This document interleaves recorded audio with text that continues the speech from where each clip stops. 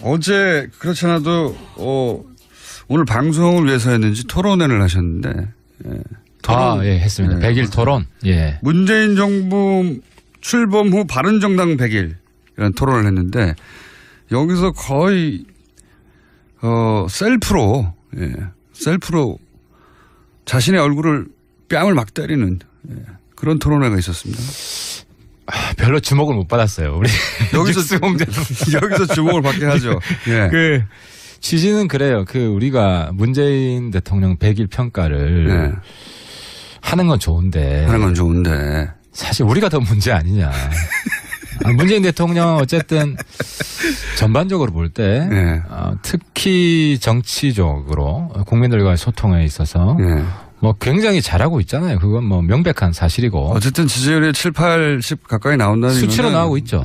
수치로 나오고 있고 근데 우리 수치는 지금 10%를 넘기려고 지금 저기는 70, 80이고 여기는 7, 8입니다. 그러니까요. 지금 낮게 나오면 뭐 5에서 10 사이를 왔다 갔다 하는데 그럼 문재인 대통령 100일 평가가 급한 게 아니고 훨씬 급한 거는 우리 100일이다.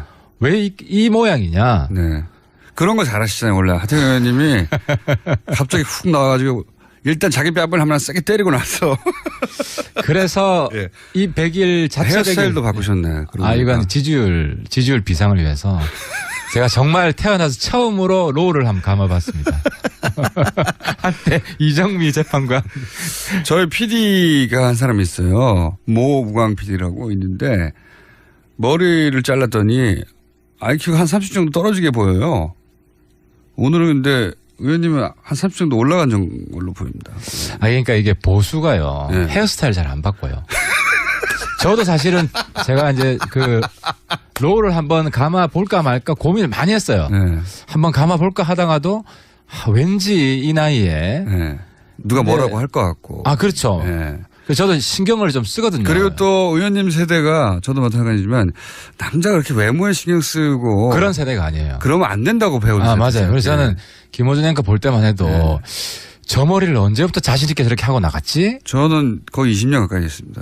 그게 놀라워요. 김어준 앵커의 이런 국민적인 폭발적 지지도 그런 자기 혁신에서 나온 것 같다. 이게 자기 혁신이에요. 왜냐하면 기존의 자기 관성에서 수염도 기르십시오. 수염도. 저는 수염을 좀 길러봤는데 김어준 앵커만큼 이렇게 이쁘지 않아요. 그래도 어떻습니까? 확 길러볼까요? 확 길러볼까요? 확 길러보고 머리도 기르시고. 머리 좀 해보고. 염색도 해버리세요 그냥. 염색은 좀 했죠. 근데 이제 칼라 염색을 해볼까 말까 솔직히 고민한 적이 있어요. 근데 아직 거기까지 가면 너 미쳤나 주변에서. 그런 얘기 한번 들어야 됩니다 주변에서. 그래 나 미쳤다 하고 튀어나가야 되는 거군요. 그래서 지금 고민이 급진 보수로 갈 거냐 급진적인 변화를 하는 보수로 갈 거냐 아니면 이 온건 보수로 갈 거냐. 안 보여요. 그래봐야 잘. 온건 보수는 안 보인다. 잘 안 보입니다. 급진 보수로 가야 된다. 이게 바른정당 전체가 그러지 못하면 의원님이 한번 머리 하얗게 염색하고 수염도 좀 기른 다음에. 근데 이게 제가 우리 당의 보스면 보수가 아니라 보스면 왕보스면 이렇게 가자 해서 확 끌고 갈 수 있을 텐데. 그러니까 혼자라도 가시라는 거죠. 혼자 가면 혼자 왕따 돼요. 이미 왕따 아닌가요? 지금 그렇진 않아요. 지금은 제가 좀 약간 좀 앞서 나가는 게 있는데 어느 정도 다수의 지지를 받으면서 물론 소수의 반대는 있어요. 예를 들어 5.18이 촛불의 어머니다 이걸 발언했다가 보수 일각에서 많이 맞고 있는데 뭐 대체로 잘했다 평가를 받고 있고 또 우리 김대중 빨갱이 빨갱이 몰이한 거 보수 반성해야 된다. 전 실제로 반성해야 된다고 생각해요. 가슴이 아파요. 그런데 머리도 염색 못한다면 겨우 머리인데 머리카락이 뭐라고 빨간색을 해보시려니까 칼라 염색 해본 적 있어요? 지금 전 예정 중입니다. 조만간 할 예정 중입니다. 같이 한번 합시다 그럼. 그럼 나도 친구가 있어야 좀 용기를 얻어서 하지. 그럼 제가 염색을 할 때 같이 가는 걸로. 방송 중에 한번 약속할까요? 여기서 약속합시다. 그럼 같이 갑시다. 칼라 염색. 칼라 염색으로. 색깔을 자기가 고르는 걸로. 색깔을 고르는 것으로. 근데 검은색은 안 되죠. 그 갈색은.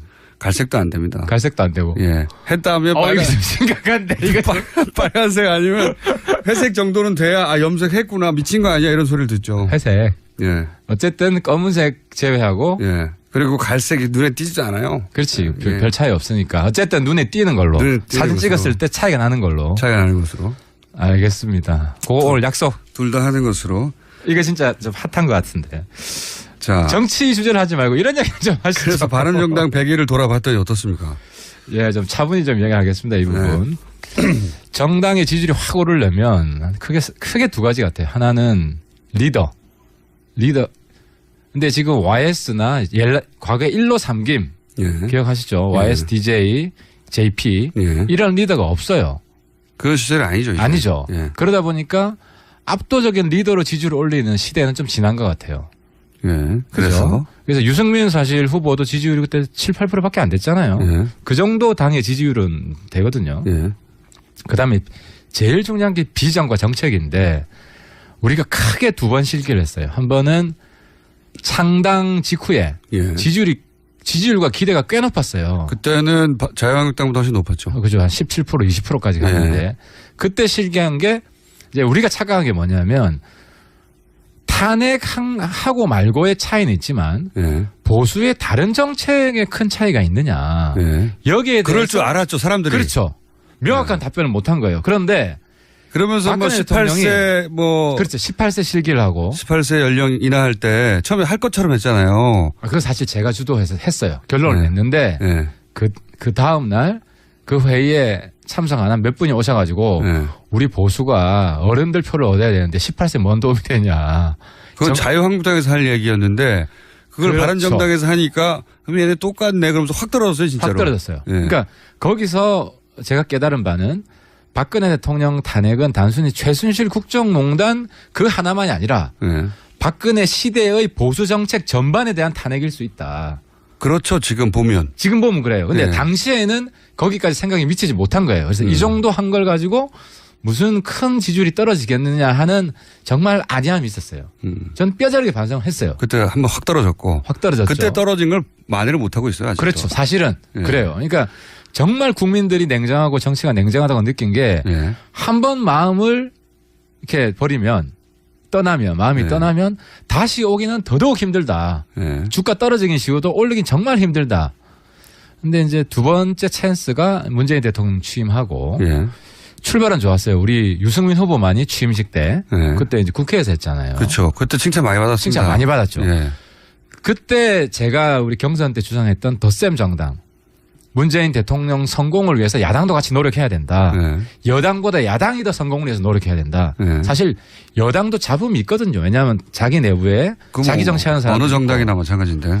그래서 그 덧셈 정당 노선을 좀 더 강화하지 못한 것이 굉장히 아쉬워요. 그게 어떻게 나타나냐면 청문회 때 예. 모든 장관들 안 된다는 거.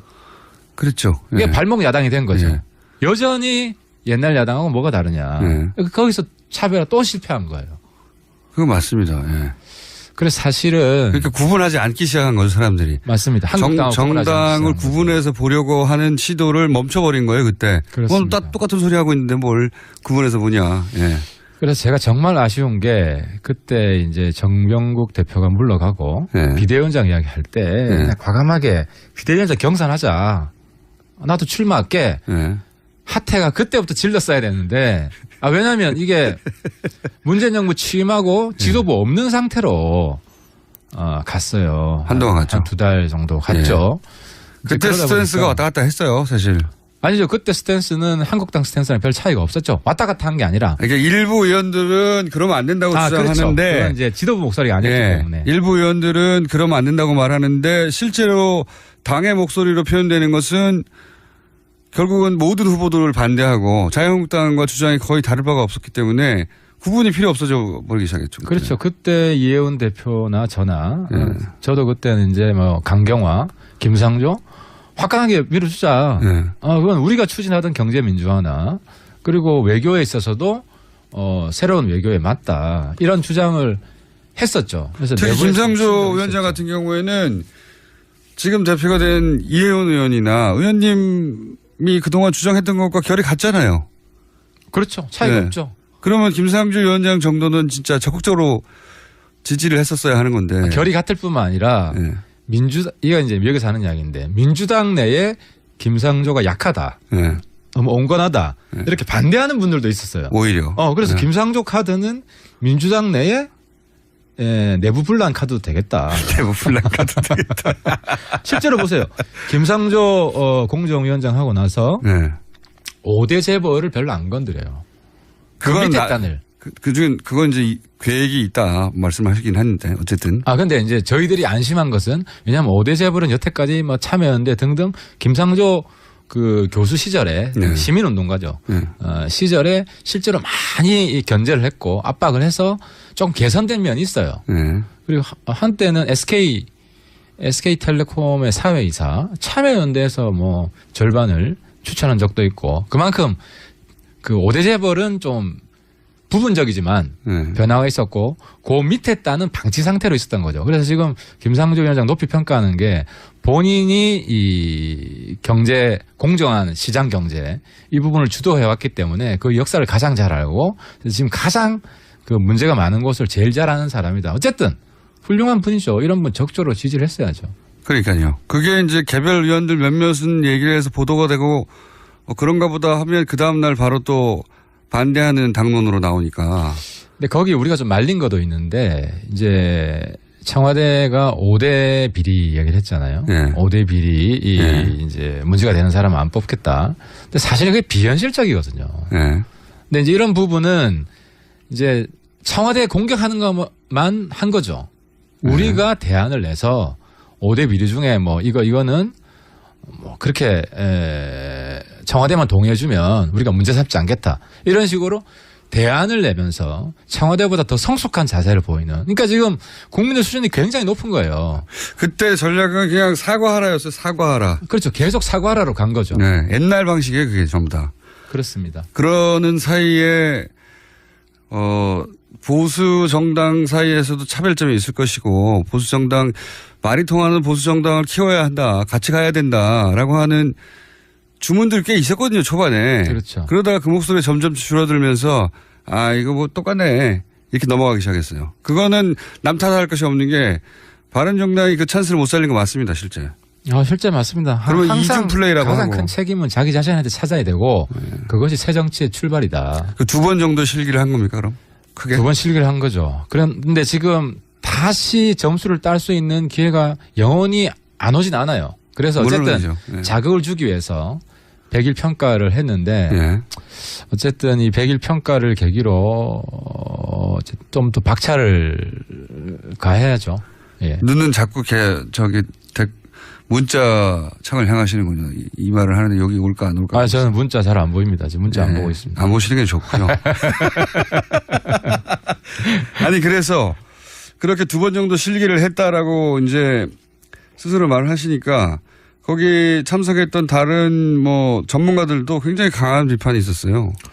그래서 뭐 가장 그 뼈아프게 들었던 말은 안 뜬다. 네. 안 뜨니까 마음 편하게 그냥 가라. 왕창 깨져라. 왕창 깨지면 타이밍이 올 거다. 심지어 이런 이야기까지 있었는데 어차피 안 뜨니까. 어차피 안 뜬다. 이제 뭐 다음 총선 직전에 네. 큰 변화가 있지. 네. 지금 국회의원들이 그렇게 급하지가 않다. 사실 그건 일부 맞아요. 네. 근데 그 말이 또 부분적으로 틀린 게 구청장이나 시구의원들 네. 다 자기하고 가까운 사람이었는데 전부 다 자기에 반대되는 사람이 되잖아요. 네. 그럼 동네에서 엄청 소리 많이 나와요. 그렇기 때문에 내년 지방선거도 국회의원 입장에서도 네. 이거는 그냥 간과할 수 없는 지방선거를 통해서 국회의원 지역구의 그 기반 조직이 바뀌어버리면 안 된다는 거죠. 완전히 지금. 무너지면 네. 뿌리가 흔들리는 거거든요. 네. 그래서 위기의식을 안 느끼지는 않는데 정말 절박하지는 않죠. 내가 중요한 사안이 아니니까. 그래서 총선 때는 또 전국 바람이 불기 때문에 네. 뭐 구청장, 시구의원이 아무리 뭐 안 좋은 소리 하고 다녀도 바람 한 번 불면 또 바뀌거든요. 그런 면이 있긴 하지만 어쨌든 상당히 불안 요인이 될 수 있기 때문에. 홍성걸 국민대 교수는 이렇게 말씀하셨어요. 바른정당은 정기국회가 시작되면 안락사를 기다리는 유기견 시제세가 될 것이다. 와, 이거 굉장히 잔인한 말입니다. 이게 무슨 얘기냐면 대통령하고 민주당이 무슨 주장을 하거나 정책을 내놓거나 하면 그걸 반대하기만 바빴기 때문에 이게 기성 정치와 다른 점이 하나도 안 보이고 차별점이 안 보이는데 결국은 죽을 것이다. 이런 얘기죠. 이러다가. 그렇죠. 그러니까 이런 부분이 있는 거예요. 이제 대통령 지지율이 높은 데는 이유가 있어요. 대통령 말을 듣고 왜 좋아하냐. 네. 그걸 한번 곱씹어보고 네. 우리가 또 불만도 있죠. 네. 있겠죠, 당연히. 같이 감안해서 종합하는 이야기가 나와야 되는데 우리 듣기 싫은 소리 하면 거기에 대해서 비판을 하는 거예요. 무조건 그거부터 비판을 그렇죠. 하죠. 그러니까 국민 대다수를 보고 정치를 하는 게 아니라 자기 중심이죠. 이제 이런 부분들이 좀 근본적으로 바뀌어야. 예를 들어서 국민 뭐 보고 정확한 명칭 생각 안 나는데 저도 안 봐가지고 문재인 대통령 출범 100일 맞아서 이제 대국민 보고를 한다면서 지상파에서 방송을 했지 않습니까? 그 자체를 보기 싫은 사람도 있겠죠. 물론. 근데 그거 보고 싶은 사람도 있어요. 그렇죠. 예. 그런데 이제 그거를 쇼라고만 공격하고 나면 지금 이제 그렇게 나오잖아요. 그렇죠. 그러면은 아니 그럼 내가 그걸 즐겁게 본 사람 나는 뭐란 말이냐. 그러니까 이제 우리 당에서 나온 이야기 중에 이거 있어요. 지상파 그리고 종편까지 5개 방송인가요? 예. 다 틀었잖아요. 예. 네, 다 틀었단 말이에요. 이거는 너무 지나친 거 아니냐. 근데 그 방송사가 그러면 그 정권이 잘 보기 위해서 틀었단 말밖에 안 되잖아요. 그렇게 이야기를 하면. 근데 방송사 입장에서는 국민들이 보고 싶어하는 국민들이 많다. 시청률이 나온다. 이런 상업적 판단도 작용을 한 거거든요. 시청률도 나왔어요, 실제로. 실제로 나왔죠. 예. 그러니까 이 부분에 대해서 왜 국민들이 보고 싶어 할까? 예. 이걸 먼저 생각해보고 비판을 했어야 되는데 이제 과거 정권에서는 좀 상상하기 힘든 실제로 그런 일이 별로 없었죠. 예를 들어 뭐 그렇죠. 지상파 3사 정도만 한다든지. 그러니까 이건 항상 아니 인기가 있으니까요, 실제. 그렇죠. 제 말은 그걸 보고 싶어 하고 소비하는 사람이 실제로 있거든요. 예전에는 억지로 틀어줬잖아요. 지상파 3사가 뭐 대통령 행사가 뭐 시청률이 높을 것 같아서 틀어줬나요? 틀으라고 하니까 틀은 거지. 지금은 실제로 시청률 10% 이상 나와요. 무슨 인기 드라마 수준으로. 그러니까 팔리는 컨텐츠거든요. 이거 왜 팔릴까는 생각하지 않고 예전에 본인들이 정권을 잡았을 때 강제로 틀었던 것처럼 정권 찍어 눌러서 하지 않았을까? 그 관점에서 바라보고 비판하니까 이 공감대가 안 만들어지는 거예요. 그러니까 그런 사건 하나하나마다 아직도 과거의 간성을 벗어나지 못했다. 그래서 문재인 정부에 대해서 아직도 뭐 인정하고 싶어 하지 않는 심리가 있어요. 정치적으로. 그렇겠죠. 뭐 물론 뭐 정통성에 전혀 문제가 없고. 근데 이제 이런 부분부터 극복을 해야 되고. 그리고 문재인 정부가 왜 인기가 있는지 단순 파퓰리즘이기 때문에 그런 건 아니에요.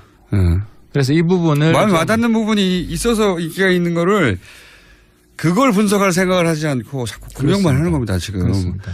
그걸 뛰어넘어서 자기들은 그럼 어떻게 하면 마음에 닿아서 더 인기를 얻을까 이 고민을 해야 되는데. 국민들이 쇼를 연예인처럼 쇼를 좋아해서 인기가 올라간다. 쇼를 잘해서. 그 부분만 볼 것이 아니라 그 안에 문재인 대통령의 진정성이 전달되는 게 있어요. 그럼 그 진정성이 뭐냐. 이런 부분을 우리가 분석해보고 평가해보고 그럼 우리의 진정성은 왜 전달이 안 되냐. 그 고민을 해야 되죠. 그 고민을 해야 된다는 거죠. 예. 저기는 왜 먹히고 우리는 안 먹히지? 그렇죠. 그 생각을 하지 않고 그렇게 해도 안 먹히는 게 있어요. 당연히 문재인 대통령이 아무리 이런저런 방식으로 전달해도 여전히 100%가 아니잖아요. 그러니까 홍준표 대표는 아무리 진정성 있는 말 해도 안 먹혀요. 그러니까 자기는 정치로 사실 끝났다는 거예요. 그 말은. 아무리 변신을 해봐요. 홍준표 대표가. 그분의 쭉 지금까지 특히 대선 과정 지금까지 보면 왔다 갔다 하잖아요. 박근혜 대통령 죽였다가 살렸다가 또 죽였다가 살렸다가 친박 양아치라 했다가 친박 없다고 했다가 또 친박 친다고 했다가 아무튼 뭐 종잡을 수 없잖아요. 이번에 다시 출당하고 친박 친다고 하는 의도는 뭘까요, 그러면? 또 바꿀 그러니까 수는 없을 것 같은데. 우리 꼬셔보려고 그러는 거죠, 바른당. 바른당 붕괴 작전인데. 그래요? 근데 뭐 뻔히 보이잖아, 이제. 홍준표 작전이라는 게 이제 뭐 복선도 없고 그죠? 숨겨진 게 없는 거예요. 작전이 치밀한 게 있어가지고. 그러니까 이제 한국당이 정말 콩가루라는 게 제가 홍 대표 많이 까잖아요. 네. 엄청 까요. 그러면은 홍준표 대표 본인은 하태경 뭐 내 급이 아니라 반박 안 할 수 뭐 있을 수도 있겠지만 그 측근들은 좀 반박을 해줘야 될 거 아니에요. 왜냐면 내가 깜깜 이야기를 해볼까요? 홍준표 대표 홍카시다. 한국의 메카시다. 홍카시. 스트롱맨이 아니라 예측 불가능한 스프링맨이다. 어디로 튈지 모른다. 네. 풍선껌 대표다. 풍선껌 대표는 무슨 말입니까? 그러니까 말 이제 안 지킨다는 거죠. 네. 금방금방 터진다. 금방금방 이제 자기 말한 거 안 지키고 또 뭐 박근혜 대통령 살렸다 죽였다 가지고 논다. 정치적 패륜하다. 이런 이야기를 내가 엄청 쏟아냈는데도 한국당 내에서 하태경 비판하는 게 하나도 없고요. 띄워줄 필요가 없다고 본 거죠. 공개적으로 영향력도 없고. 근데 만나면은 하태경 참 잘한다 더 까라. 비공식적으로 들리는 말이 그 내부에서도 그렇다는 거예요. 자, 그래서 어떻게 해야 되는 겁니까? 바른정당은 그러면. 바른정당은 어려운 길입니다. 인정합니다. 고난의 행군이에요. 네. 그래서 일관되게 가야 되고 예를 들어 이제 우리 비전을 보여줘야 돼요. 제가 비전위원장인데 한 가지 비전이 반공 보수에서 이제 민주적 보수로 탈바꿈해야 된다. 그래서 주장했던 것이 그 국민 통합의례에 호국 영령뿐만 순국 선열뿐만 아니라 민주 영령도 같이 우리 당 행사할 때는 넣어서 하자. 우리가 민주 세력에 뿌리를 두고 있다는 것을 분명히 하자. 뭐 산업화 근대화 세력뿐만 아니라 그리고 뭐 또 한 가지가 영남 보수에서 우리가 통합 보수로 갈 거다. 그래서 뭐 5.18 택시 운전사 영화 우리 보러 가잖아요. 그게 일회성으로 멈추는 게 아니라 보러 가자고 했다가 또 왜 안 갔어요? 그러니까 이게 우리 당 내에서도 관성이 부분적으로 남아 있는 거예요. 이렇게 바뀌는 방향은 맞는 것 같은데 왜냐하면은 그 택시 운전사 바른정당이 단체를 보러 가잖아요. 그럼 그걸 좋게 평가하는 사람도 있지만 영남에서는 또 안 좋게 평가하는 사람도 있거든요. 그렇긴 한데 항상 그럴 거 아닙니까? 그러니까 그 부분에 있어서 그래서 어정쩡해 보이는 거 아닙니까? 계속. 그게 제 부덕이고 뭐 제 역량 부족인데 그래서 제가 정치력이 좋아가지고 우리 당 20분 확 다 모시고 하고 싶은 마음이죠. 마음인데 그 정도 됐으면 제가 이미 대선 출마했고 이제 그런 변화 이 아주 진정성 있는 변화다. 뭐 알겠습니다. 바른정당이 지금 그 자유한국당하고 사실 자유한국당의 지지율이 예를 들어서 지금 민주당처럼 50%대로 가면 모르겠지만 이게 추격권 안에 있어요. 왔다 갔다 해요. 고착이에요 자유한국당. 네, 왔다 갔다 하기 때문에 바른정당이 어떻게 하냐에 따라서 근접한 걸 역전도 한번 했었고 최근에. 그렇죠. 가능할 수 있는데 왜 이렇게 까딱까딱까딱 못 넘어가고 항상 요 정도냐. 거기에 대한 굉장히 치열한 반성이 필요하다 봅니다. 그래서 저희들이 비전 선포식을 어떤 시점에 하고 우리가 이런 보수로 갑니다. 그래서 그런 보수로 감을 몇 달 동안 일관되게 보여주면 저희는 지지율이 지금만 10%에서 20%대는 오겠다. 일관되게. 근데 이제 문제는 당내에서 이런 공감대를 끌어내고 하는 부분인데. 당내에서 혼자만 이런 주장하시는 거 아니에요? 꼭 그렇진 않아요. 몇 명 정도 됩니까? 동의해주는 20명 중에? 20분 중에 왜냐하면 이제 우리 당에 2명 정도 있는 예를 거 들어 아닙니까? 김무성 대표만 해도 다 기억을 못 하시는지 모르겠는데 민주화 운동 출신이에요. 87년에 같이 거리로 나오셨던 분이고 김무성 대표가 그때 언제적 얘기입니까? 님을 위한 행진곡 한 가지 예를 들면 그 재창하자라고 할 때 새누리당 시절이죠. 김무성 대표가 우리 같이 불렀다 그때. 이 노래는 그때는 김무성 대표가 30대일 때고요. 근데 어쨌든 이건 왜냐하면 지금 60대들. YS 뿌리기 때문에 민주적 보수 이런 부분에는 공감해 주는 분들이 많죠. 그리고 통합 보수 같은 경우도 공감해 주는 부분이 많고. 그렇게 바른정당이 일관되는 색깔을 어느 쪽이든 가지지 않고 있는 게 큰 문제다. 이런 거죠. 그렇죠. 그리고 또 한 가지가 이제 이건 우리 당에서 찬반이 나뉘는데 복지 보수로 가야 된다. 그러니까 유승민 대표는 중부담 중복지론이잖아요. 근데 아직도 원래 보수는 저부담 저복지. 원래 전통적인 한국적 보수는 왜냐하면 경제 성장이 계속됐기 때문에 성장이 곧 복지다. 이런 마인드였어요. 그리고 지금도 성장을 통해서 1차적으로 부를 나눠주는 이런 복지를 해야 된다. 근데 그게 안 되잖아요. 이게 언제적 얘기입니까? 그것도. 그렇지. 근데 아직도 저부담 저복지 세금 많이 못 거둔다. 이런 노선이 있어요. 그래서 이제 이런 부분은 내부에서 좀 치열한 노선 투쟁이 좀 필요하다. 알겠습니다. 1차로 여기까지 하고요. 바른정당 야당의 목소리들이 잘 안 들린 이유가 그런 것도 있어요. 아니 자기들 사정도 급한데 남 탓하고 남 공격할 때가 아니잖아요. 초반에 말씀하셨듯이 아니 우리가 지금 7%대인데 70%대 정권을 공격할 때가 아니다. 우리부터 지금 어떻게 해결해야 된다. 그걸 사람들도 느끼거든요. 예. 아니 자기도 앞가림도 안 되면서 지금 그렇다고 남 비판 못하는 건 아닌데 안 되는 거고 잘 안 들린다는 거죠. 어쨌든 그래서. 국민들이 볼 때 예. 자기 혁신을 먼저 하고 있구나. 예. 이 메시지를 강하게 소통할 필요가 있다. 그 말은 맞는 말씀인 것 같고요. 마지막으로 짧게 예 아니요로 안철수 전 대표가 당권 잡을까요? 그건 뭐 정계 은퇴해야죠. 못 잡으면? 못 잡으면 그쵸. 아유 그 무슨 그 쪽팔림 정도도 있지. 아이 뭐 국민의 그 눈총을 무시하고 나왔잖아요. 그러면 당내 지지라도 얻어야죠. 염색은 10월에 할까요? 그거는 다음 주에 논의하시죠. 지금까지 하태 바른정당의 하태경 최고위원이었습니다. 근데 이게 제가 우리 당의 보스면 보수가 아니라 보스면 왕 보스면 이렇게 가자 해서 확 끌고 갈 수 있을 텐데. 이거 혼자라도 가시라는 거죠. 혼자 가면 혼자 왕따 돼요. 이미 왕따 아닌가요? 아 지금 그렇진 않아요. 지금은 제가 좀 약간 좀 앞서 나가는 게 있는데 어느 정도 다수의 지지를 받으면서 물론 소수의 반대는 있어요. 예를 들어 5.18이 촛불의 어머니다 이걸 발언했다가 보수 일각에서 많이 맞고 있는데 뭐 대체로 잘했다 평가를 받고 있고 또 우리 김대중 그 빨갱이 빨갱이 몰이하는 거 보수 반성해야 된다. 전 실제로 반성해야 된다고 생각해요. 가슴이 아파요. 그런데 머리도 염색 못한다면 겨우 머리인데 머리카락이 뭐라고 빨간색을 해보시려니까 칼라 염색 해본 적 있어요? 지금 전 예정 중입니다. 조만간 할 예정 중입니다. 같이 한번 합시다 그럼. 그럼 나도 친구가 있어야 좀 용기를 얻어서 하지. 그럼 제가 염색을 할 때 같이 가는 걸로. 방송 중에 한번 약속할까요? 여기서 약속합시다. 그럼 같이 갑시다. 칼라 염색. 칼라 염색으로. 색깔을 자기가 고르는 걸로. 색깔을 고르는 것으로. 근데 검은색은 안 되죠. 그 갈색은. 갈색도 안 됩니다. 갈색도 안 되고. 예. 했다면 이거 좀 심각한데. 이거 빨간색 아니면 회색 정도는 돼야 염색했구나 미친 거 아니야 이런 소리를 듣죠. 회색. 예. 어쨌든 검은색 제외하고. 예. 그리고 갈색이 눈에 띄지 않아요. 그렇지. 별 차이 없으니까. 어쨌든 눈에 띄는 걸로. 사진 찍었을 때 차이가 나는 걸로. 차이가 나는 것으로. 알겠습니다. 그거 오늘 약속. 둘 다 하는 것으로. 이거 진짜 좀 핫한 것 같은데.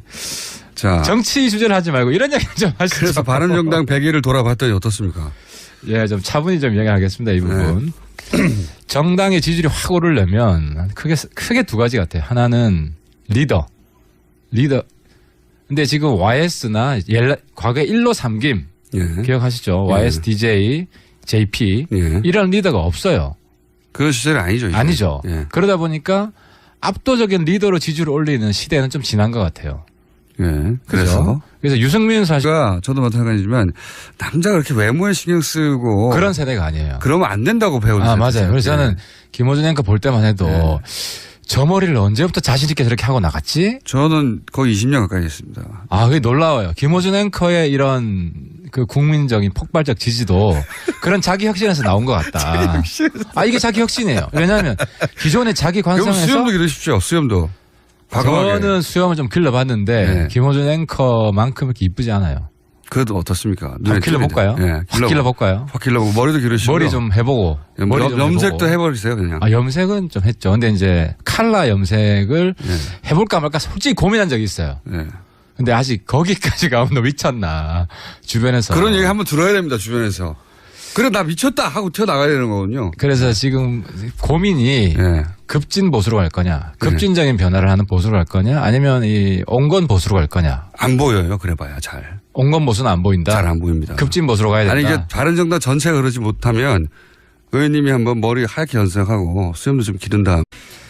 어제 그렇지 않아도 오늘 방송을 위해서였는지 토론회를 하셨는데. 했습니다. 100일 토론. 문재인 정부 출범 후 바른정당 100일 이런 토론을 했는데 여기서 거의 셀프로 자신의 얼굴을 뺨을 막 때리는 그런 토론회가 있었습니다. 별로 주목을 못 받았어요. 우리 여기서 주목을 받게 하죠. 그 취지는 그래요. 우리가 문재인 대통령 100일 평가를 하는 건 좋은데 사실 우리가 더 문제 아니냐. 문재인 대통령 어쨌든 전반적으로 볼 때 네. 특히 정치적으로 국민들과의 소통에 있어서 네. 뭐 굉장히 잘하고 있잖아요. 그건 뭐 명백한 사실이고. 어쨌든 지지율이 7, 80 가까이 나온다는 수치로 이거는 나오고 있죠. 예. 수치로 나오고 있고 근데 우리 수치는 예. 지금 10%를 넘기려고 지금 저기는 70, 80이고 여기는 7, 8입니다. 그러니까요. 예. 지금 낮게 나오면 뭐 5에서 10 사이를 왔다 갔다 하는데 예. 그럼 문재인 대통령 100일 평가가 급한 게 아니고 급한 게 아니고 훨씬 급한 거는 우리 100일이다. 예. 왜 이 모양이냐. 네. 그런 거 잘하시잖아요. 원래 하태경 의원님이 갑자기 훅 나와가지고 일단 자기 뺨을 하나 세게 때리고 나서 그래서 예. 이 100일 자체적인 헤어스타일도 바꾸셨네. 이건 지지율 비상을 위해서 제가 정말 태어나서 처음으로 롤을 한번 감아봤습니다. 한때 이정미 재판관. 저희 PD가 한 사람이 있어요. 모 우광 PD라고 있는데 머리를 잘랐더니 IQ가 한 30 정도 떨어지게 보여요. 오늘은 근데 의원님은 한 30 정도 올라간 걸로 보입니다. 그러니까 이게 보수가요. 네. 헤어스타일 잘 안 바꿔요. 저도 사실은 제가 이제 그 롤을 한번 감아 볼까 말까 고민을 많이 했어요. 네. 한번 감아 볼까 하다가도 왠지 이 나이에 네. 누가 뭐라고 할 것 같고. 그렇죠. 네. 저도 신경을 좀 쓰거든요. 그리고 또 의원님 세대